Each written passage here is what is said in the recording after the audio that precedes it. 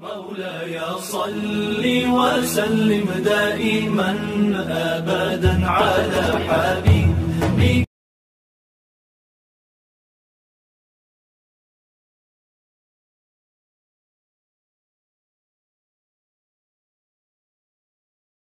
Secara undang-undang tentu diatur, kita hari ini menyampaikan secara resmi, ya ada bukti-bukti baik pernyataan melalui media sosial, ya kemudian juga media cetak dan bahkan juga video. YouTube ya, yang semua itu kita lampirkan. Sejak awal sudah jelas bahwa kerusuhan ini adalah rangkaian. Pertama, kata curang yang kemudian dipremin sejak awal ketidaksiapan 02 Prabowo CS untuk menerima dari hasil kontestasi demokrasi. Kerusuhan 21-22 itu dilakukan oleh 3 kelompok besar. Yang tertangkap hari ini itu adalah operator lapangan. Yang tertangkap hari ini hanya pion ya di lapangan. Kami mendesak hari ini dengan laporan resmi kami agar Polri berani menangkap para aktor dan dalang kerusuhan 21-22. Siapa mereka? Prabowo dengan klaim cendana yang didukung oleh 108 jenderal pensiunan Keblinger. Yang kedua, Hizbut Tahrir Indonesia dengan berdiri di depan ya Bahtiar Nasir, yang saya katakan tadi ini orang paling munafik di dunia, memiliki paham anti demokrasi, mengatakan demokrasi togut, tapi dia paling di depan mempersoalkan proses dan hasil demokrasi. Dan ketiga adalah kelompok-kelompok yang berafiliasi langsung dengan ISIS. Itu sudah dipublish oleh Polri. Nah, 3 kekuatan ini adalah 3 kekuatan yang menjadi ancaman serius ya proses kebangsaan kita. Apa yang dilakukan oleh pemerintah misalnya dengan men-shutdown ya media sosial itu seolah-olah dipersoalkan.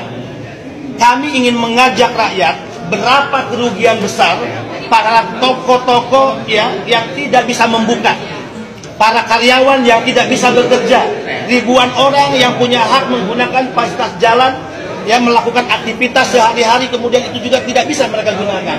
Fasilitas publik yang dibiayai oleh uang negara, uang rakyat yang dihancurkan dan dibakar oleh mereka. Itu kerugian sebenarnya.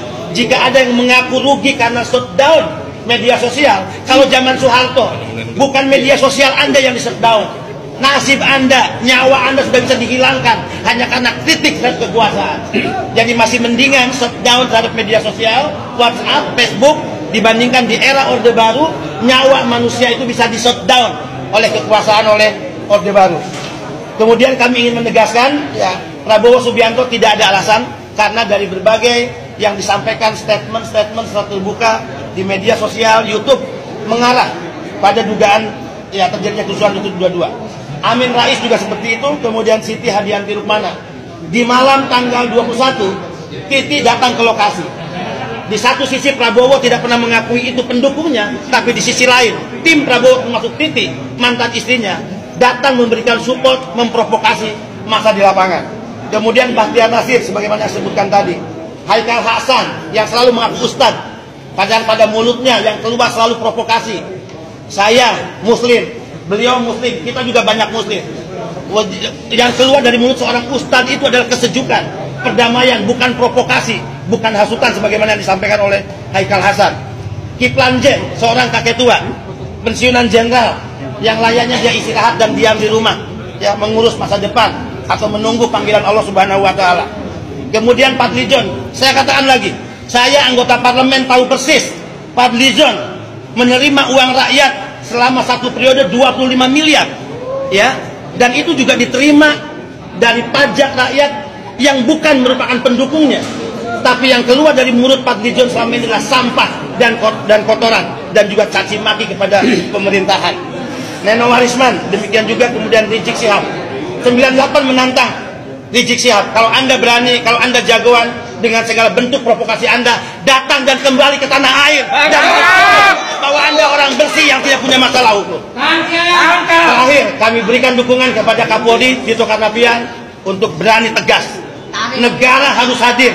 Rakyat membutuhkan negara untuk hadir menangkap para pecundang politik, gerombolan politik, para dalang dan aktor kerusuhan 21-22. Yang paling terakhir, saudara-saudara bisa dibayangkan, jika 85 juta pendukung Jokowi habis kesabaran dan turun ke jalan, berapa sih mereka yang hanya 3.000 gerombolan perusuh yang kemarin demo di tanggal 21, tanggal 22 itu kecil bagi kami. Tapi kami mencintai negara ini, kami mencintai tanah air ini. Kami memberi kepercayaan kepada Polri untuk mengambil tindakan-tindakan tegas terhadap para perusuh. Hidup Polri.